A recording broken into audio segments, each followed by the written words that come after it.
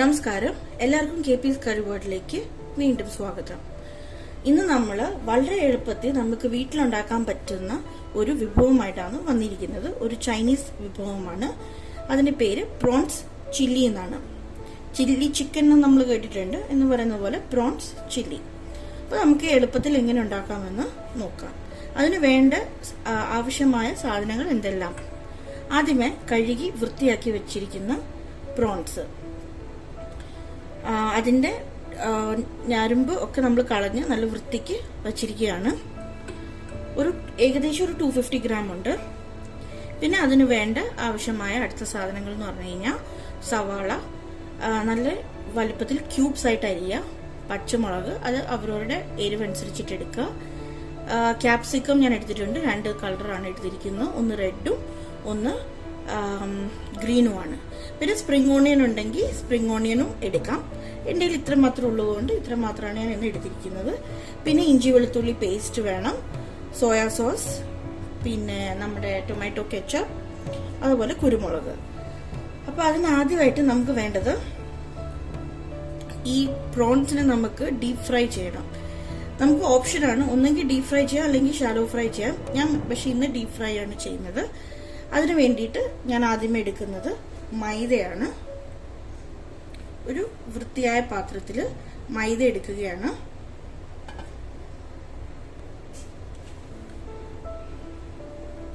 അതിന്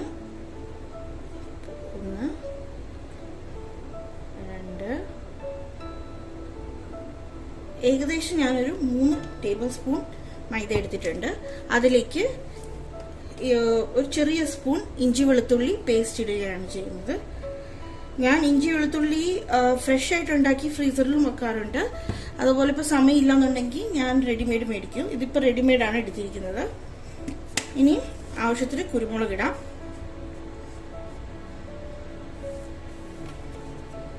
കളറിന് വേണ്ടി നമ്മൾ ഫുഡ് കളറിംഗ് ഒന്നും ചേർക്കാത്തത് കൊണ്ട് തന്നെ ഒരു ഇച്ചിരി മുളക് പൊടി ചേർക്കുകയാണ്. ജസ്റ്റ് ഒരു ലൈറ്റ് റെഡിഷ് കളർ വരാൻ വേണ്ടിയിട്ടാണ്. അതിൻ്റെ കൂട്ടത്തിൽ ആവശ്യത്തിന് സോയാ സോസ്,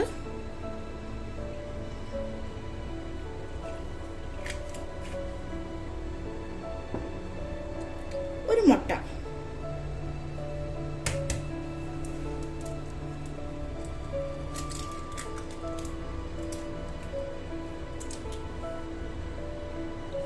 പിന്നെ വേണ്ടത്ര ഉപ്പ്. മാവിനും കൊഞ്ചിനും കൂടെ ചേർത്തുള്ള ഉപ്പ് നമ്മൾ ഇടുന്നുള്ളൂ, മസാലയ്ക്കുള്ള ഉപ്പല്ല ഇടുന്നത്. കുറച്ച് ഉപ്പ് ഞാൻ ഇടുന്നുള്ളൂ.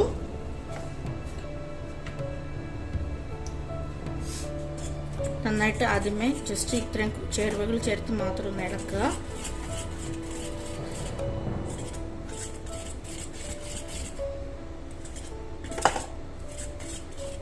നമുക്ക് ഇനി ഇത് ഒരു പേസ്റ്റ് ആക്കി എടുക്കണമെങ്കിൽ വെള്ളത്തിന്റെ ആവശ്യമുണ്ട്. വേണ്ട രീതിക്ക് നമുക്ക് പരുവത്തിന് വെള്ളം എടുക്കുക. അധികം ലൂസ് ആവരുത്, എന്നാൽ അധികം ടൈറ്റും ആവരുത്. അധികം ടൈറ്റ് ആയി കഴിഞ്ഞ് കഴിഞ്ഞാൽ നമ്മുടെ കൊഞ്ച് വറുത്തെടുക്കുമ്പോൾ ബാറ്റർ ആയിരിക്കും കൂടുതലിരിക്കുന്നത്. അപ്പം നമുക്ക് അത്ര അതൊരു ടേസ്റ്റ് വരത്തില്ല. തീരെ റണ്ണി ആയി പോയി കഴിഞ്ഞ് കഴിഞ്ഞാൽ ബാറ്റർ കോട്ടിങ് ആവത്തില്ല നമ്മുടെ കൊഞ്ചിലേക്ക്. ഈ കൺസിസ്റ്റൻസി കണ്ടോ, ഇത് ഇപ്പോഴും വളരെ ടൈറ്റ് ആണ്. കാരണം ഇങ്ങനെ നമ്മൾ കൊഞ്ചിട്ട് കഴിഞ്ഞാൽ നമ്മുടെ കൊഞ്ചിലേക്ക് മാവായിരിക്കും ഏറെ പിടിക്കുക. നമുക്ക് ഇച്ചിരി കൂടി ഇത് ലൂസാക്കണം. സൂക്ഷിച്ചു വേണം ഇനി വെള്ളം ഇടാൻ.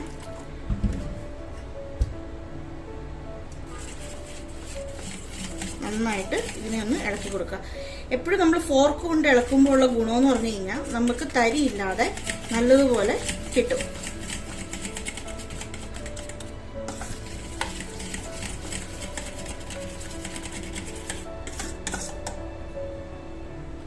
നമ്മുടെ ബാറ്റർ നന്നായിട്ട് ആയിട്ടുണ്ട്, കണ്ടോ. റണ്ണിയാണ് എന്ന തിക്നെസ്സും ഉണ്ട്. ഈ കൺസിസ്റ്റൻസിയാണ് നമുക്ക് വേണ്ടത്. ഇനി നമുക്ക് ഒരു പാത്രം ഞാൻ ഓൾറെഡി ചൂടാവാൻ വെച്ചിട്ടുണ്ടായിരുന്നു കൊഞ്ചിനെ ഒന്ന് ഡീപ് ഫ്രൈ ചെയ്യാൻ വേണ്ടി. ഇത് നമുക്ക് ഓരോന്ന് വറുത്തെടുക്കാം. ഇനി നമുക്ക് കൊഞ്ച് വറുത്തെടുക്കാം. അതിന് ഞാൻ മാവി കുറച്ച് കൊഞ്ച് ഇട്ടിട്ടുണ്ട്. എന്നിട്ട് ഓരോന്നോരോന്ന് ഞാൻ ഇടത്തുള്ളൂ. ശ്രദ്ധിക്കുക, ഇടുമ്പോൾ നമ്മൾ ഇത്തിരി ക്രൗഡഡ് ആക്കരുത്. ക്രൗഡ് ആക്കി കഴിഞ്ഞ് കഴിഞ്ഞാൽ നമ്മുടെ എണ്ണയുടെ ടെമ്പറേച്ചർ തീരെ അങ്ങ് താഴ്ന്നു പോകും.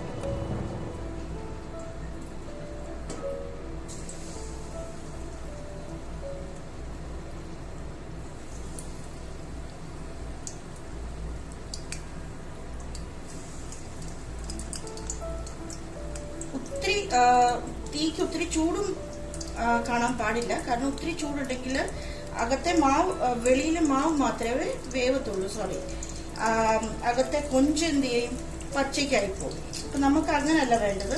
മാവും നമുക്ക് വേവണം, കൊഞ്ചും വെന്ത് കിട്ടണം. അപ്പൊ നമ്മള് ഇതില് എണ്ണയുടെ അനുസരിച്ചിട്ട് നമ്മളിപ്പോ ഇടുകയാണ്.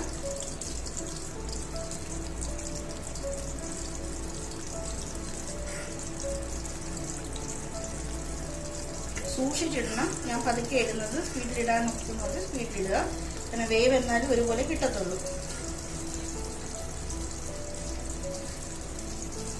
ഇനി ഇത് വെന്ത് വരാനായിട്ട് നമുക്ക് വെയിറ്റ് ചെയ്യാം. ഞാൻ മീഡിയം തീയിലാണ് ഇത് വേവിക്കുന്നത്. നമ്മുടെ കൊഞ്ച് ഫ്രൈ ആയിട്ടുണ്ട്. നമുക്ക് ഇതൊന്ന് വാങ്ങിയെടുക്കാം.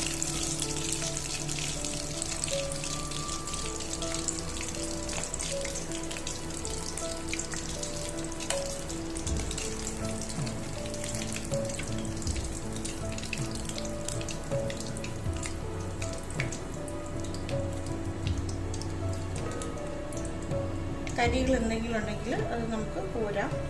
കാരണം അത് എണ്ണയ്ക്ക് ഇടുന്നു കഴിഞ്ഞാൽ അത് ഫ്രൈ ആയിക്കൊണ്ടേയിരിക്കും. നല്ലതല്ല എണ്ണയ്ക്ക്.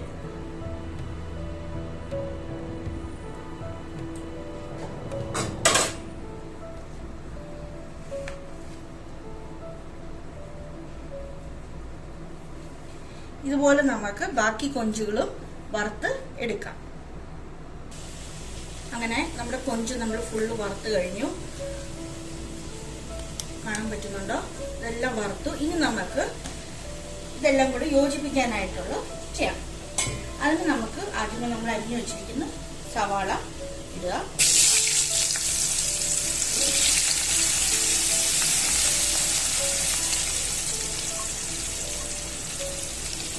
സവാള ഇട്ടു. നന്നായിട്ട് ഒന്ന് യോജിക്കാം. ഞാൻ അതേ ചീനച്ചട്ടി തന്നെയാണ് ചെയ്യുന്നത്. അതേ എണ്ണയാണ് ഉപയോഗിക്കുന്നത്. വറുത്തതിൻ്റെ ബാക്കി എണ്ണ വേണ്ടത് ഞാൻ കോരി മാറ്റി വെച്ചു. മസാല കൂട്ടാനായിട്ടുള്ള എണ്ണ മാത്രമേ ഇതിലേക്ക് വെച്ചിട്ടുള്ളൂ. അപ്പൊ ഇത് നമുക്ക് ബ്രൗൺ ചെയ്തൊന്നും എടുക്കണ്ട. ജസ്റ്റ് ഒന്ന് ട്രാൻസ്ലൂസന്റ് ആക്കി എടുക്കണം. അത്ര മാത്രമേ ഉള്ളൂ.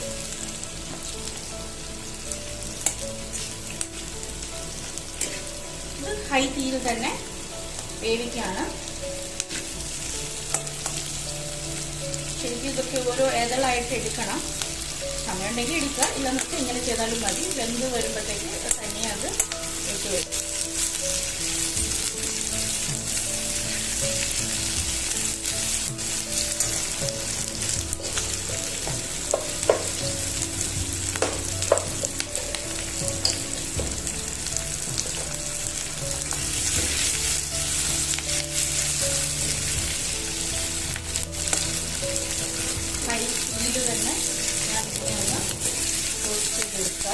ട്രാൻസ്ലൂസന്റ് ആയെന്ന് തോന്നുമ്പോൾ ഇതിലേക്ക് നമ്മൾ അരിഞ്ഞു വെച്ചിരിക്കുന്ന ക്യാപ്സിക്കം 2 തരം, അതുപോലെ പച്ചമുളകും ഇടുക.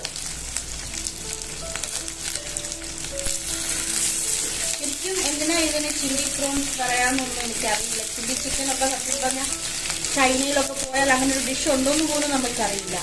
പക്ഷേ നമ്മളെല്ലാവരും ഒന്നുപോലെ ആസ്വദിച്ച് കഴിക്കുന്ന നമ്മുടെ ഒരു ദേശി ചൈനീസ് ഫ്ലേവർ ഉണ്ട്. ഈ തട്ടുകടയിലൊക്കെ നല്ല ചൂട് വൈകുന്നേരമൊക്കെ നമ്മൾ ചൂടോടെ ഇങ്ങനെ തരുമ്പോൾ അത് നമുക്ക് എന്നും ഒരു നൊസ്റ്റാൾജിയ തന്നെയാണ്. അപ്പം നമുക്കിപ്പം വലുതായതിനു ശേഷം നമ്മൾ തട്ടുകടയിൽ പോവാം, അങ്ങനത്തെ പരിപാടികളൊന്നും നമ്മൾ ചെയ്യില്ല. കാരണം നമുക്കറിയാം അത് നമുക്കത്ര ഹെൽത്തി അല്ല എന്നുള്ളത്. അപ്പോൾ നമ്മുടെ ഫാമിലിക്ക് വേണ്ടി നമ്മൾ ഇച്ചിരി ഹെൽത്തി വെർഷനിൽ ചെയ്യുമ്പോൾ നമ്മൾ വീട്ടിൽ തന്നെ എളുപ്പത്തിൽ ഇത് ഇങ്ങനെ ആക്കിയെടുക്കാവുന്നതേ ഉള്ളൂ. പിന്നെ നിങ്ങൾക്ക് ഇച്ചിരി കൂടെ ഇത് ഹെൽത്തി ആക്കണമെന്നുണ്ടെങ്കിൽ ഡീപ്പ് ഫ്രൈ ചെയ്യാണ്ട് നിങ്ങൾക്ക് ജസ്റ്റ് ഷാലോ ഫ്രൈ ചെയ്യാം. അതിലും മൈദ ചേർക്കാണ്ട്, അതായത് മസാലയിൽ മുക്കാണ്ട് നിങ്ങൾക്ക് ഡയറക്റ്റ് ഇച്ചിരി ഉപ്പും മുളക് പൊടി അതുപോലെ സോയാ സോസ്, ഇഞ്ചി വെളുത്തുള്ളി പേസ്റ്റും കൂടി ഇട്ടിട്ട് ജസ്റ്റ് ഒന്ന് ഇതാക്കി എടുത്താലും മതി. ഷാലോ ഫ്രൈ ചെയ്ത് എടുത്താലും മതി. ഇച്ചിരി എണ്ണയില്ല, നോൺ സ്റ്റിക്കിലിട്ട് എടുത്താൽ മതി, കുഴപ്പമൊന്നുമില്ല. സ്വാദിനൊരു വ്യത്യാസവും പറ്റില്ല. ഇച്ചിരി അൺഹെൽതി വെർഷനാണ് നമ്മൾ ചെയ്യുന്നത്. പക്ഷെ നമ്മൾ വീട്ടിൽ ചെയ്യുമ്പോൾ ഒരിക്കലും MSG ഒന്നും നമ്മൾ ഇടില്ല. അജിനോമോട്ടോ അങ്ങനത്തെ പരിപാടികളൊന്നും നമ്മൾ ചെയ്യില്ല. അതുകൊണ്ടാണ് ഇച്ചിരി കൂടെ വീട്ടിലുണ്ടാക്കുന്നത് ഹെൽത്തി ആണ് എന്ന് മാത്രം നമ്മൾ മെന്റലി കരുതുന്നത്. ഇനി ഇതിൻ്റെ കൂടെ ഞങ്ങൾ കോമ്പിനേഷനായിട്ട് എപ്പോഴും ഫ്രൈഡ് റൈസ് ആണ് കഴിക്കുന്നത്. ഇന്ന് ഞാനൊരു വെജിറ്റബിൾ കം മുട്ട ആൻഡ് ഇച്ചിരി പ്രോൺസും കൂടി ഇട്ടിട്ടുള്ള ഫ്രൈഡ് റൈസ് ആണ് ഉണ്ടാക്കുന്നത്. അപ്പം നമുക്കിത് അത്യാവശ്യം വഴണ്ടു വന്നു. ഇനി ഈ സ്റ്റേജിൽ നമുക്ക് ഇച്ചിരി ഉപ്പിട്ട് കൊടുക്കാം. നമ്മൾ ഒത്തിരി ഉപ്പ് ഇതിൽ ഇടരുത്, കാരണം നമ്മളിനി സോയാ സോസ് ഒക്കെ ഇടാനുള്ളതാണ്. അതുപോലെ നമ്മുടെ കൊഞ്ചിനും ഒക്കെ ഉപ്പുണ്ട്. നമ്മളെപ്പോഴും ഉപ്പ് ഒരു പടി താഴോട്ട് വേണം ഇടാൻ. കാരണം ഇനി കെച്ചപ്പും സോയാ സോസും ഒക്കെ വരും. ചില്ലി സോസ് ഉണ്ടെങ്കിൽ നിങ്ങൾക്ക് ചില്ലി സോസും ഇടാം. എൻ്റെ തൽക്കാലം ഇല്ല, അതുകൊണ്ട് ഞാൻ കെച്ചപ്പും സോയാ സോസും മാത്രമേ ഇടുന്നുള്ളൂ. ഞാൻ ഉപ്പൊന്നും ഇതിലേക്ക് നന്നായിട്ടൊന്ന് പിടിച്ചു വരട്ടെ. കണ്ട ഞാൻ പറഞ്ഞില്ല, ഇളക്കുമ്പോഴത്തേക്ക് തനിയെ ഈ ഇലകൾ സെപ്പറേറ്റ് ആവും. ജസ്റ്റ് ഇതിലേക്കൊന്ന് പിടിച്ചു വരട്ടെ കേട്ടോ. ഇതിൻ്റെ ഉള്ളിയൊക്കെ ഉപ്പൊക്കെ ഇട്ട് യോജിച്ച് ഒന്ന് വന്നിട്ടുണ്ട്. ഇനി ഇതിലേക്ക് നമ്മൾ വറുത്ത് വെച്ചിരിക്കുന്ന കൊഞ്ച് ഇടാം.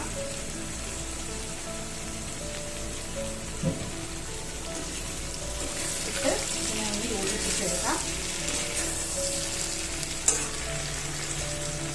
നിങ്ങൾ ഒട്ടനെ കഴിക്കുന്നുണ്ടെങ്കിൽ മാത്രമേ ഇതിലേക്ക് ഇപ്പോൾ സോസൊക്കെ ഒഴിച്ച് മിക്സ് ചെയ്ത് എടുക്കുക. കാരണം ഇത് ചൂടോടെ പാത്രത്തിൽ ചൂടോടെ ആക്കിയിട്ട് അതുപോലെ നമ്മൾ പ്ലേറ്റിലാക്കി കഴിക്കണം. സോസൊക്കെ വെച്ച് കഴിഞ്ഞ് കഴിയുമ്പോഴത്തേക്കും പറഞ്ഞാൽ ഇത് സോഗിയായിരിക്കും. നമുക്കിതൊന്നും കൂടെ ഒന്ന് യോജിപ്പിച്ച് എടുക്കാനുള്ള സമയം കൊടുക്കാം.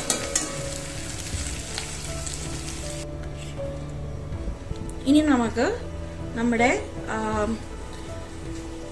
ചില്ലി പ്രോൺസിന്റെ ബാക്കി മസാല ചെയ്യാം. നമ്മൾ നേരത്തെ വറുക്കാൻ വേണ്ടിയിട്ട് നമ്മൾ ഈ മസാല കൂട്ടിയായിരുന്നല്ലോ, അതിലേക്ക് നമുക്ക് ഇനി എന്തെന്ന് വെച്ചാൽ സോസ് ഒക്കെ ഇട്ടിട്ട് നമുക്ക് എടുക്കാം. അതിനുവേണ്ടി ഞാൻ പക്ഷേ ഇച്ചിരി മുളക് പൊടിയും കൂടി ഇടും, കാരണം ആ ഒരു കളർ വരാൻ വേണ്ടിയിട്ട്. എരിവില്ലാത്ത മുളക് പൊടിയാണ്. ഇനിയും സോയാ സോസ് അതൊക്കെ അവരവരുടെ കൺമതി അനുസരിച്ചിട്ടാണ്. ഇത് വളരെ ലൈറ്റ് സോയാ സോസ് ആണ്, അതുകൊണ്ട് എത്ര ഇട്ടാലും ഡാർക്ക് ആവില്ല. അതുപോലെ കെച്ചപ്പ് ഇടും.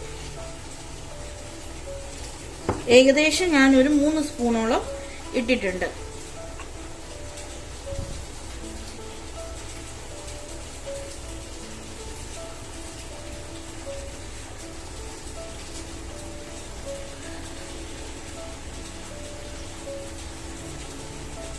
ഇതും ഏകദേശം ഒരു 2 ടേബിൾ സ്പൂണോളം ഞാൻ ഇട്ടിട്ടുണ്ട്.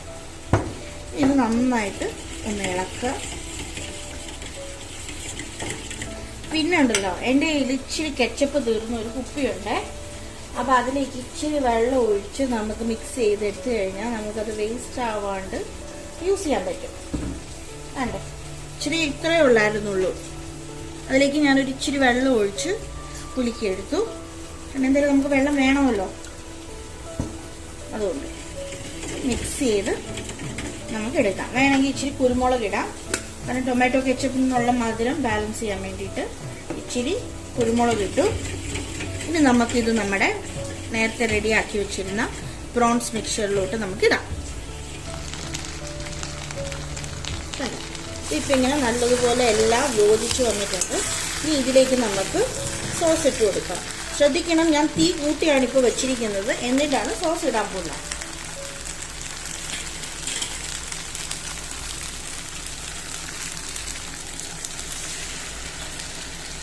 ഇവിടെ എനിക്കും എൻ്റെ ഹസ്ബൻഡും ഗ്രേവി തന്നെ വേണം.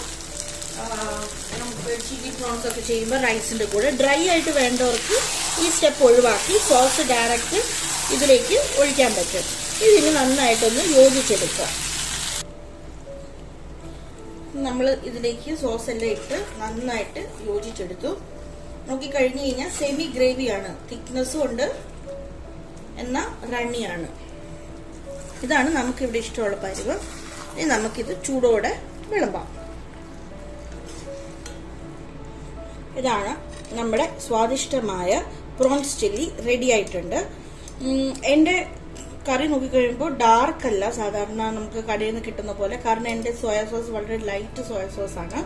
നിങ്ങൾക്ക് ഡാർക്ക് വേണമെന്നുണ്ടെങ്കിൽ നിങ്ങൾക്ക് ഡാർക്ക് സോയാ സോസ് മേടിച്ചിടാം. ഇത് ഫ്രൈഡ് റൈസ് ആണ് ഞാൻ ഉണ്ടാക്കിയിരിക്കുന്നത്. വെജിറ്റബിൾസ് ഉണ്ട്, എഗ്ഗും പ്രോൺസും കൂടി ചേർത്തിട്ടുണ്ടാക്കിയ മിക്സ്ഡ് വെജിറ്റബിൾ ഫ്രൈഡ് റൈസ് ആണ് വിത്ത് എഗ് ആൻഡ് പ്രോൺസ്. ഇതിന്റെ റെസിപ്പി നിങ്ങൾക്ക് വേണമെങ്കിൽ കമന്റ് ബോക്സിൽ ഇടാം. പക്ഷെ നിങ്ങൾ ഡെഫിനറ്റ്ലി എൻ്റെ പ്രോൺസ് ചില്ലിയുടെ റെസിപ്പി ട്രൈ ചെയ്ത് നിങ്ങളുടെ അഭിപ്രായം കമന്റ് ബോക്സിൽ എഴുതണം. Thank you so much.